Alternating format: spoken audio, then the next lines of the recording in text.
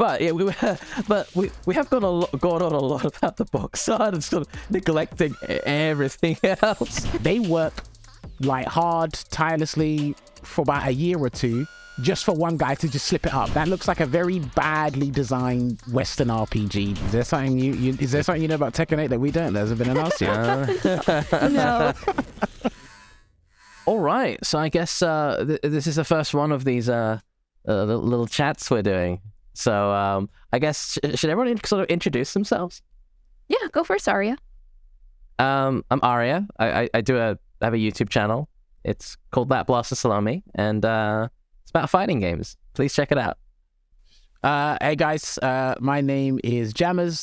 Some of you may have seen me, others may have not. I'm a fighting game commentator and analyst, and a host as well, depending on how you want to look at it.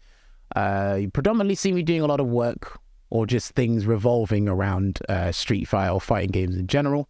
That involves, working on, offline events at the Capcom Cup, which I've done recently. I've been at EVO, just stuff like that. I've hosted that gaming conventions as well.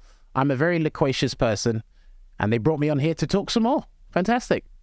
That's a nice word. That's a nice Very word, lovely. loquacious. Note to self, use loquacious more often. It's a good word. My name is Hannah. I'm a full-time content creator on twitch.tv. I do fighting game content as well as survival horror stuff as well too. I started streaming Mortal Kombat predominantly within my channel. But yeah, that's me.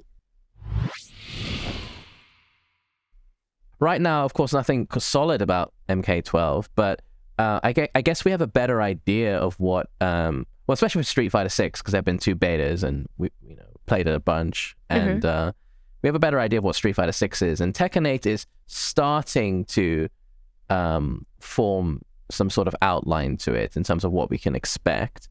But I guess, how have you felt about it? Like the differences in approach, promotion, presentation?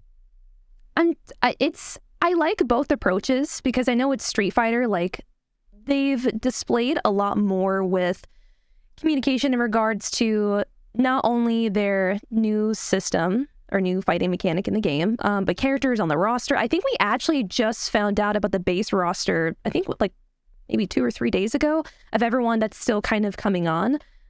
With Tekken, like, there's still a lot more to come, but within the trailers and the gameplay and their heat system that they've showed us as well too in those trailers as well, they're not like, okay, so we have a Kazuya trailer and then we have Nina, but in all the other gameplay aspects, we've seen Jack, we've seen Law, like there's so many other characters that we've seen. So it's Law and Paul, Jin and Kazuya. Nina Williams had a whole ass trailer to her. Jack, Lars, and of course recently we had the big Kazuya trailer like a few days ago, which everyone loved. So, yeah. But yeah, like I think the way Street Fighter 6 has sort of handled its marketing and approach, I mean, right out the gate, they kind of came out with like, yeah, this game has rollback, crossplay. We're doing a really ambitious single-player mode. There's a really sort of unified aesthetic to it. We're all in on the community with supporting the community. They started a dialogue right from the beginning. I think Capcom have sort of played all their cards right when it comes to the run-up to Street Fighter 6 in every way imaginable, except for the box art, maybe. But that's a bit of a meme at this point. Well, yeah, I imagine that will change. I personally, I don't see an issue with it because I only say because people these days, you don't buy hard copies that much anymore, and you're not going to sit there and stare at it like you did at your PS2 collection back in the day. True. It's gonna be on your digital library. You're just gonna open up the game, probably see the image of Luke, and then move on to the game. You're probably going to forget about it. But because it's a meme and the culture that we're in, you're going to know about it every single day. Me personally, I have no real gripes with it. But if they make a better one or a different one, I'm not going to be fussed about that either. Yeah, it's a bit baffling because like everything they've done to to promote Street Fighter 6 is really sort of reinforcing how colorful and diverse it is, and then as the box art, which represents the whole game, is like, here's one guy, and I don't know, I thought they'd go for something a bit more creative. I guess if you kind of see it as that was the least of their concerns, from a dev point of view, then I can understand that. But again, for us still as consumers, you got to have the complete package. And then look, you can make a comparison to some old Street Fighter, hardcovers, or just their artwork in general for the front cover. Maybe some of your favorite games of all time. Look at their front covers. There's no front covers are supposed to have like meaning and have an impact, and make sure that you go to your local company or your local supermarket and you see the case and goes, I want to pick that up. The front cover of Street Fighter 6 does not do that. That is one thing I will say about the front cover. It doesn't scream that you want to pick it up. That looks like a very badly designed Western RPG that you've never heard of by a third-rate developer studio. It just screams a bunch of bad things. But if you're in the know, it's not as bad as you think it is. To me, anyway. It is a bit Mega Man box arty, but we have gone on a lot about the box art and sort of neglecting everything else.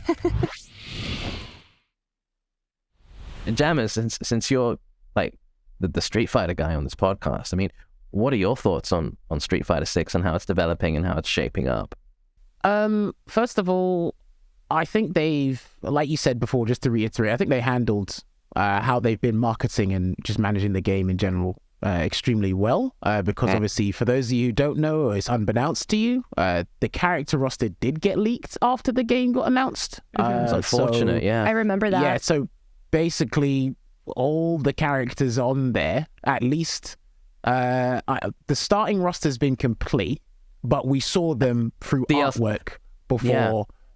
So we saw that, and that's been complete. I like the fact that the official Twitter account for Street Fighter said, look, we all see things that we shouldn't see at different times. And I'm just like, you know what? That guy's been around the block. So it's like, he's definitely, or whoever done that tweet realizes, okay, you shouldn't have seen it, but you have, which kind of, in my personal opinion, it forced them to do that trailer to basically show us the whole roster. I don't think that trailer would have come about if we didn't know what the roster was. I think that how they've done the character trailers, 4 characters at a time, then the final 3 with Geef, Lily, and Cammy, I think that would have happened, but you wouldn't have seen the original trailer to see everyone. So and the thing is, people will get excited regardless, but you have to understand. And I've heard this, and I've got people that work in companies through different game developers, and it's like they work like hard, tirelessly for about a year or two just for one guy to just slip it up. And it's like, so what we've been doing the last 2 years. That is a bit upsetting. I feel that. For sure. Oh, yeah. For sure. They must have been coordinating, the approach to this in terms of marketing, months, a year in advance. And then, it's all out the window. It comes out. Yeah. But I do appreciate how they sort of acknowledged it in good humor and sort of rolled with the punches. That's adaptability. That was impressive. Because regardless, they still have to keep going, even if some things are leaked. It's just, as a viewer and as a consumer of fighting games, it's just so frustrating because it just kind of ruins. It's like it's like being excited to go see a movie, and then someone's like, "Oh, this is the ending and the twist in the film," and it's like, why did you just tell me that? Because I was gonna buy the ticket or buy the game anyways. So.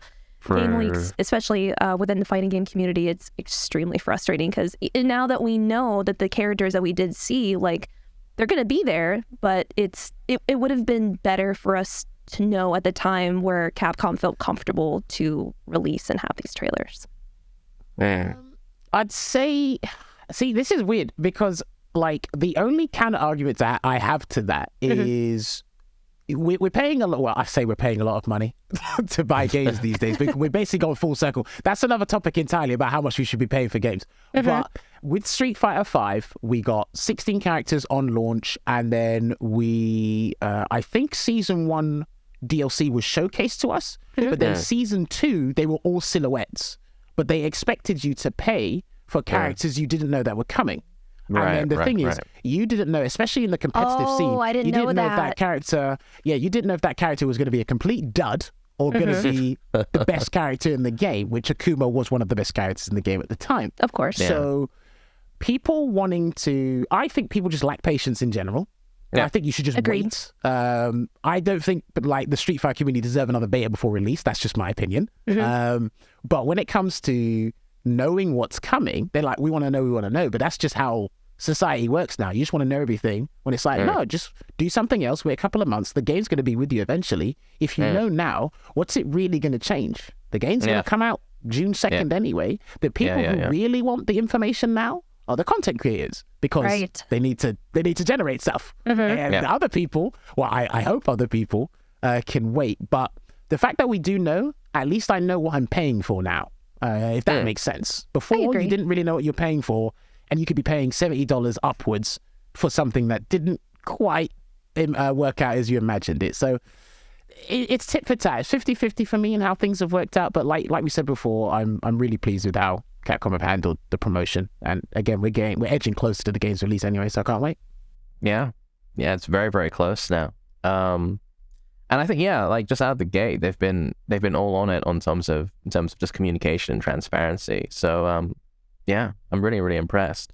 I mean, how about Tekken 8 then? I mean, I know we haven't seen as much from them. There have been, I guess, there's the starting initial trailer with Kazuya and Jin duking it out, shirtless in the rain. Very, very Tekken thing to do, And then there was the Game Awards trailer, which was a bit more sort of focused on, I guess, the story. And then there was a huge presentation at TWT, which was clearly for the fans, and going into the Heat system. And now we seem to be getting like regular character trailers. So it was Nina, then Kazuya. Rose, you go first. I'll say afterwards. I like both perspectives of what Capcom and Bandai Namco are doing. I think the way that they're doing it with Tekken is kind of interesting, because even though like we're kind of slowly getting these trailers and stuff from Tekken 8 to see who's going to be on the roster, more about the Heat system, because that's like the first question that you ask when you see like a new fighting game, especially if it's like a legacy series like Tekken, Mortal Kombat, Street Fighter. Like what characters are returning and which characters aren't going to be there. I know with Melina, that was such a huge hysteria around her, especially when she got announced in a DLC trailer for Combat Pack 2 that like literally nobody knew that she was going to be coming out. It was like, from what I heard from a couple of my friends, that they said that she was in the code of the game, so that they expected her to be there. But with Tekken, it's kind of interesting because I'm sure that we're going to be getting more and more character trailers. I'm sure, like as like the months and stuff goes on up until the release of the game. But to see these other characters within the trailers is just super interesting, because it's like now you kind of know that they're in the game without really seeing like an in-depth trailer that we've seen with Kazuya and Nina. Hey everyone, hope you enjoyed that. Now that chat was part of a much wider podcast between me, Hannah, and Jammers. It was super fun, we talked about a bunch of different things, and we'll be uploading those other parts soon. Cheers, have a great day, and catch you later.